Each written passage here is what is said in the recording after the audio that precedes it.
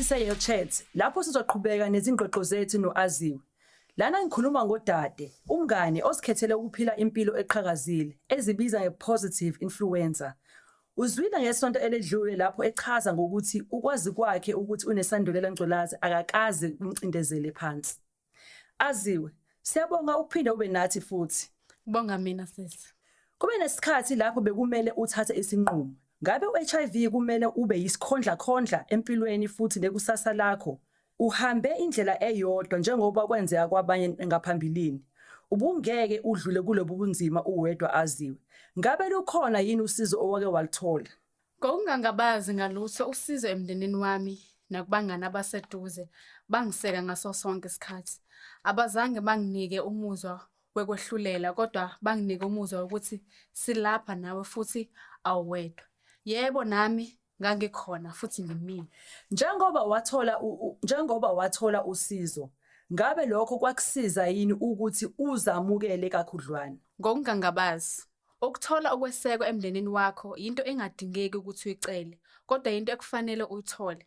Kodwa uthola abantu abangakuniki lokho kusekwa ngoba abasiboni isidingo sokwenza njalo.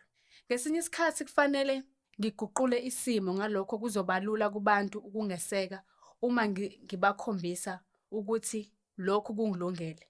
Ngakho-ke kufana nokuthi ubabekela isibonelo sokuthi bakuphathe ngendlela okumele bakuphathe ngayo ngoba ubanikeza isibonelo sokuthi angihlukile kuwe. Ngakho-ke akufanele ungiphathe ngendlela eyehlukile. Yakuthanda lokho okushoyo.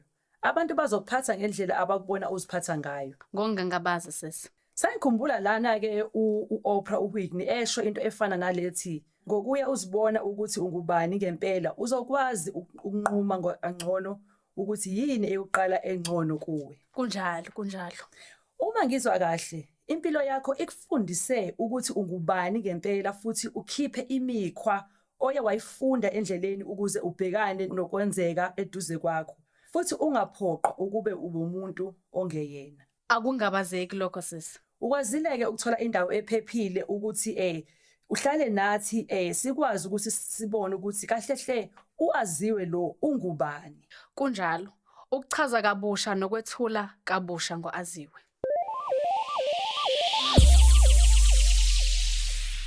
Chat ididiyelwe iZoe Life, iSouth African NGO. Uma udinga ulwazi ngamanye ama-projects esiwenzayo, sicela usisendele umyalezo ku info@zoe-life.co.za.